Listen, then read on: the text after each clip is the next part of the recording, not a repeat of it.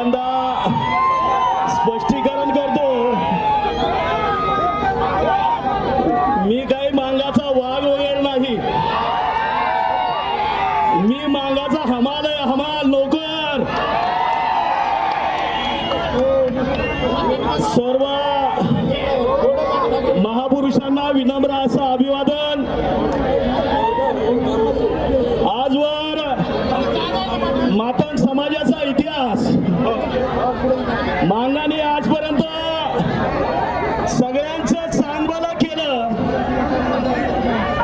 दलितांचं चांगभलं केलं, दलितांच्या चळवळीमध्ये, नामांतराच्या चळवळीमध्ये आपलं बलिदान दिलं, आपलं योगदान दिलं, बहुजनाच्या चळवळीमध्ये आपलं योगदान दिलं, हिंदुत्वासाठी विविध राजकीय पक्षासाठी पिढ्यानपिढ्या आपलं योगदान आणि मताचं दान दिलं. मात्र आजपर्यंत दुर्दैवाने आम्ही आमच्याच प्रश्नावरती कधी योगदान आणि बलिदान दिलं नाही. मात्र पहिल्यांदा तुमच्या माझ्या भावी पिढीच्या आरक्षणाच्या प्रश्नावर ज्या मागवीराने आपलं बलिदान दिलं, त्यामध्ये आपल्या बीड जिल्ह्याच्या साळेगावचा स्वर्गीय संजय भाऊ ताकतोडे यांना पहिल्यांदा या ठिकाणी विनम्र असं अभिवादन करतो. त्याचबरोबर आपल्या बुलढाणा जिल्ह्याच्या चिखली तालुक्याच्या नायगावचा आमचा अंकुशजी खंदारे यांना देखील या ठिकाणी विनम्र असं अभिवादन करतो.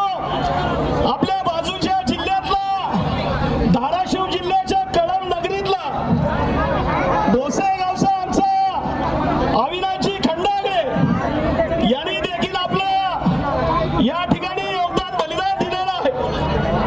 निश्चित या ठिकाणी मातंग समाजाने आजवर सर्वांसाठी योगदान दिलेलं असताना मात्र या ठिकाणी ज्यांनी ज्यांनी या मागवीराच्या बरोबरीने आणि त्यानंतर या ठिकाणी आपलं योगदान दिलेलं आहे, अशा सर्व न्यायपाज्ञात मागवीरांना आणि सोमनाथ भाऊंना या ठिकाणी विनम्र असं अभिवादन करतो. या ठिकाणी पहिल्यांदा मी या मोर्चाच्या आयोजकांचं या ठिकाणी आभार व्यक्त करेन. खरं तर मला जरा आवाजामध्ये डिफेक्ट वाटतोय. माईकचा कंट्रोल पोलिसांनी हातात घेतलाय का? कारण माईकचा आवाज व्यवस्थित येत नाही. शिवाय ट्रॅफिक देखील त्या ठिकाणी सुरू केलेली आहे, कारण मोर्चा त्या पुलाच्याही पलीकडे आहे. मात्र या ठिकाणी मध्येच पोलिसांनी ट्रॅफिक वगैरे चालू केलेले आहे. या ठिकाणी सर्व आयोजकांचा या ठिकाणी मी आभार व्यक्त करेन. खरं तर आज या एका जिल्ह्याचा मोर्चा आहे, लातूर जिल्ह्याचा मोर्चा आहे. मात्र काही प्रमुख समाजातील मंडळी या आजच्या मोर्चाला आलेले आहेत. निश्चित मुंबईपासून ते कर्नाटकच्या बिदरपर्यंत या ठिकाणी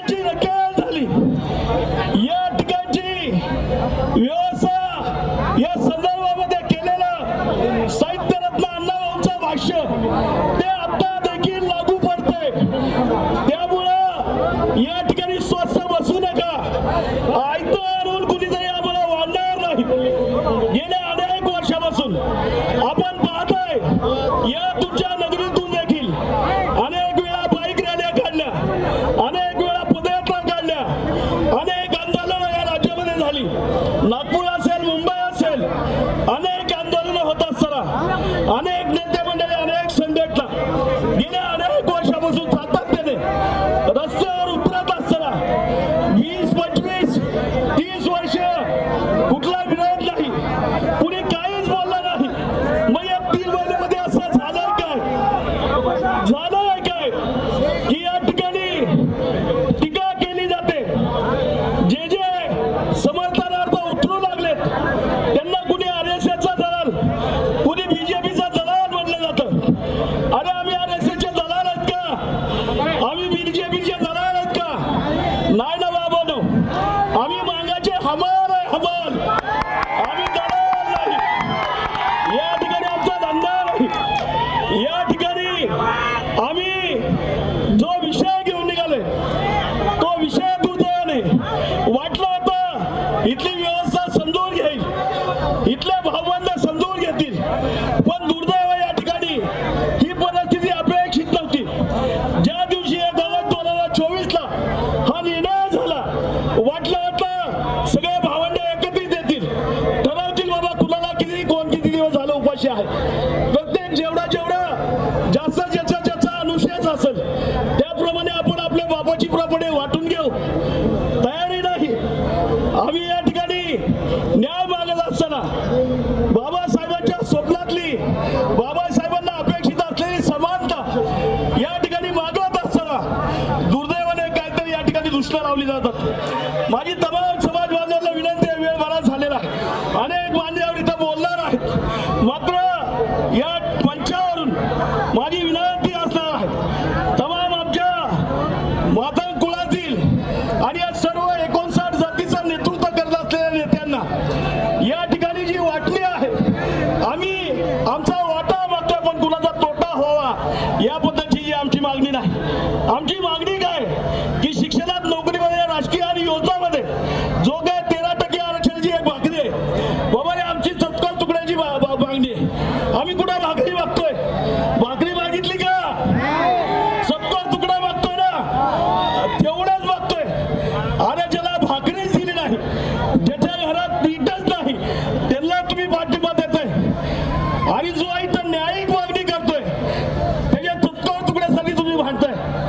काय परिस्थिती आहे? माझी विनंती असणार आहे, हे जे काय राज्यामध्ये सुरू आहे वातावरण, हे 2-4 महिन्यामध्ये थांबणार आहे, शांत होणार आहे, व्हावंच लागेल. कारण तुम्हाला सांगतो, जे बांधव आहेत ते मागाशिवाय जगू शकत नाही. बांधव याला लक्षात ठेवा. मान सुद्धा त्यांच्याशिवाय राहू शकत नाही.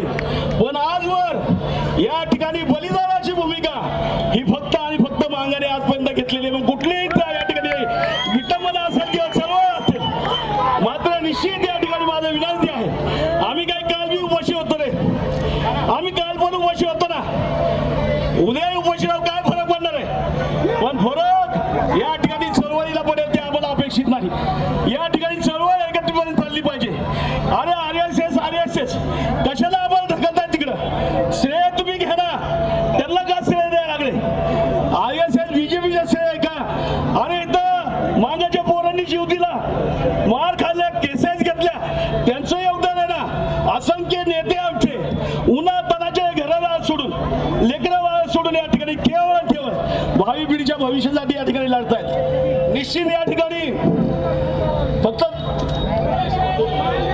आपल्या सर्वांना फक्त दादा विनंती करणार आहे.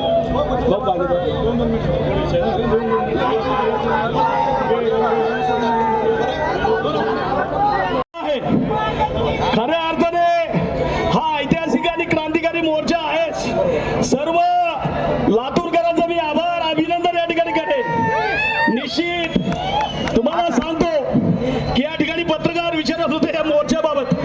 मी म्हणलं अंदाजे बहुतेक आता मागण्याची सुरुवात झाली असेल, अजून मागण्याची सुरुवात नाही केली. कारण राज्यातल्या गावागावामध्ये मी पोहोचलेलो आहे, मला माहिती आहे. आणि बाहेरच्या राज्यामध्ये अहो महाराष्ट्रात चर्चा नाहीये. हे जे चाललंय ना, कर्नाटक, आंध्र, तेलंगणा, छत्तीसगड, मध्य प्रदेश मात्र एक लक्षात ठेवा, इथं ज्या ज्या काही घटना घडतील त्या सगळ्या मातंग हिताच्या आहेत. कारण कालपर्यंत आम्ही इतरांसाठी आलो, आता मात्र आपल्या भावी पिढीसाठी यायचं. एवढं लक्षात ठेवा. फक्त जाता जाता या ठिकाणी जेवढे काही नेते मंडळी आहेत, माझी विनंती असणार आहे हात जोडून, बाबांनो फक्त उपवर्गीकरणावर बोला. आपली मागणी, आपला प्रश्न या ठिकाणी पटवून द्या. कशाला कुणाच्या नादाला लागतंय? ज्याला अक्कल नाही, ज्यांना डॉक्टर बाबासाहेब आंबेडकर कळाले नाहीत, ज्याला संत कळाली नाही, त्याच्याशी काळ भांडताय. नका भांडू, लक्ष देऊ नका. वेळ सगळ्यांची येणार आहे.